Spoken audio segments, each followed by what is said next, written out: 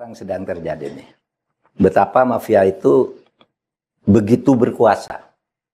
Menyebabkan aparat penegak hukum tidak berdaya karena ada di dalam cengkeramannya.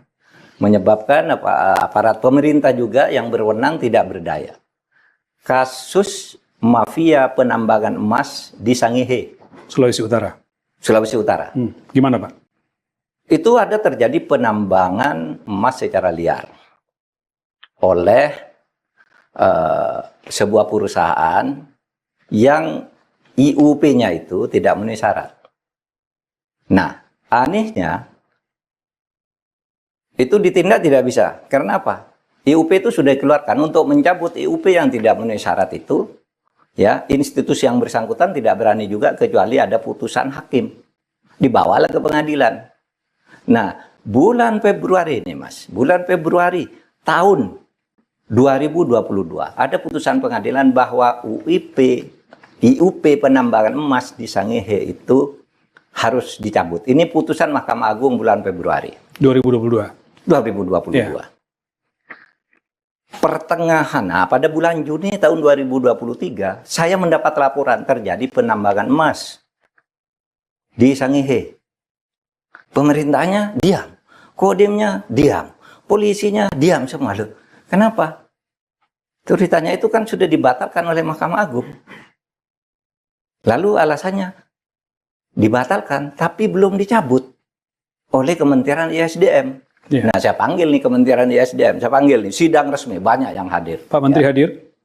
Bukan, dirjennya. Dirjennya, oke, eselon 1. Dirjen, Biro Hukum datang. Ini penambangan emas liar ini sudah berlangsung bertahun-tahun dan berlanjut bertambah 1,5 tahun sejak ada putusan putusan MA agar IUP itu dibatalkan, dicabut. Karena Menteri SDM belum mengeluarkan surat pencabutan. Setelah 1,5 tahun, Mahkamah Agung memutuskan itu. Februari 2022, Juni 2023 masuk ke kantor saya bahwa penambangan liar masih terjadi banyak.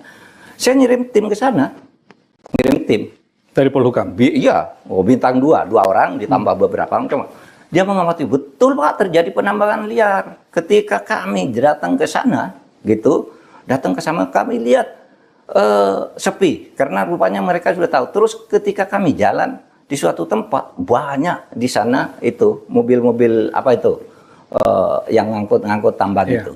Yang menguruk tanah. Yang menguruk tanah dan sebagainya. Wah, Pak, banyak. Tunjukkan fotonya ke saya. Artinya apa? Begitu kami keluar dari sana, besoknya sudah dapat laporan lagi. Ini sudah beroperasi lagi. Bapak pulang beroperasi lagi.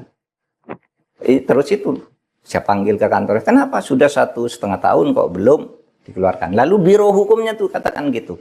Oh iya Pak, ini sudah selesai kok. Besok masuk nih ke meja Pak Menteri SDM. Kami kira-kira paling seminggu udah keluar. 2 minggu enggak keluar. Ya, 2 minggu enggak keluar. Saya suruh tanya. Coba tanya tuh ke Biro Hukum. Katanya seminggu mau keluar tuh surat pencabutan tuh operasi penambangan liarnya tuh masih berjalan loh. Saya bilang. Coba tanya ke sana. Lalu apa jawaban Biro Hukum itu? Jawabannya nih. Pak, sekarang untuk pencabutan IUP itu menjadi kewenangan Menteri Investasi. Menteri Bahlil. Iya. Jadi ini sudah dikirim ke Menteri Investasi, tapi Menteri Investasi belum mau tanda tangan. Saya telepon Bahlil. Bahlil kan junior saya. Mas Bahlil.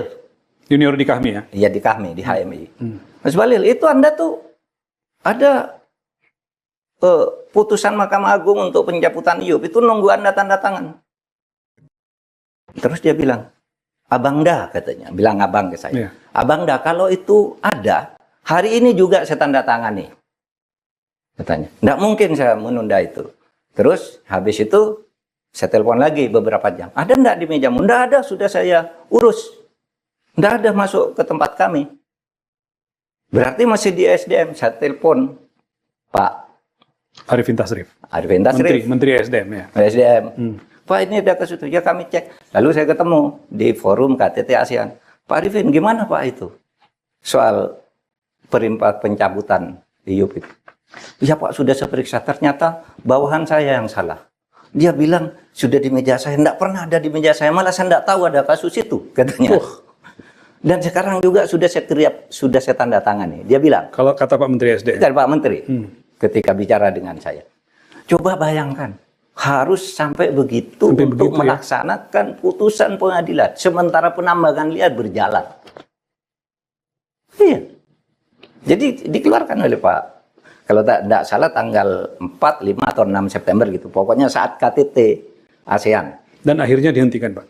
Nah, yang sekarang ini saya tidak tahu sesudah itu. Mestinya kan dulu pejabat-pejabat di daerah itu ditanya, kenapa ini kok berjalan? Belum ada surat pencabutannya Ya. dari menteri. Nah, ini sudah keluar. Saya buka-buka lagi di Google, belum lama ini itu masih berjalan. Padahal suratnya sudah dikeluarkan menurut Menteri SDM Pak Arifin Tasrif. Apa sudah sejauh itu Bapak lakukan, tapi masih juga. Ya, itu gila. Dan saya punya banyak catatan kasus lagi lah yang sudah itu terjadi di mana-mana. Terus gimana negara ini mau baik? Kalau aparat pemerintahnya tidak kompak dalam melakukan itu. Saya sebagai Menko Polhukam sudah membuka jalur macet itu, tapi di sana tidak jalan. Bahkan Bapak ngejar sampai ke ujung-ujungnya gitu. Sampai ke ujung-ujungnya, turun tangan Pak. sendiri. Dan Pak. Jadi perlu kesadaran kolektif. Negara ini sekarang sedang bahaya oleh permainan hukum. Para mafia, kemudian aparat-aparat bobrok. Yang lebih gila lagi apa? Kalau ada misalnya kasus, saya pernah ada kasus. Orang tidak bersalah, ditetapkan, disidik, dijadikan tersangka penyidikan. Saya panggil satu-satu. Tidak salah orang ini. Tidak salah orang ini. Oleh sebab itu, saya putuskan, saya ngirim orang untuk ke sana, untuk memeriksa. Ya, kirimlah pejabat ke sana, ke daerah itu. Begitu pejabat ini sampai, ketemu dengan kantor kejaksaan, itu, apa yang terjadi? Pak, tidak bisa lagi nih Pak. Dibatalkan. Pertama, pejabat dulu yang menetapkan udah pindah kemana. Yang kedua, ini baru saja dilimpahkan ke pengadilan sehingga kami tidak bisa narik lagi. Oleh sebab itu Bapak nunggu putusan pengadilan aja katanya. Ini sudah urusan hakim ini. Oh, ini yang kasus terjadi pada sebuah rektor PTN Pak ya? Itu juga kasus tambang juga Sama tambang juga. di Sulawesi Utara. Yang kasus rektor Bali juga begitu. Iya. Nggak ada salahnya, nggak ada apa, sudah ikut tuturan itu, tersangka. Begitu saya datang ke sana siangnya, paginya udah masuk. Dari kejaksaan ke pengadilan. Sudah dilimpahkan, saya mau memeriksa ini, saya bilang. Pak, nggak bisa lagi, Pak. Tadi udah masuk Jadi ke harus pengadilan. Kalau pengadilan, Bapak nggak bisa membatalkan lagi. Nunggu putusan pengadilan. Akhirnya sekarang bebaskan. Karena memang tidak ada salahnya ditersangkakan. Meskipun jaksanya mungkin bisa aja naik banding, apa. Tetapi memang begitu. Karena dia sudah melaksanakan pungutan-pungutan sesuai dengan yang ditentukan oleh Mendikbud. Beda dengan yang di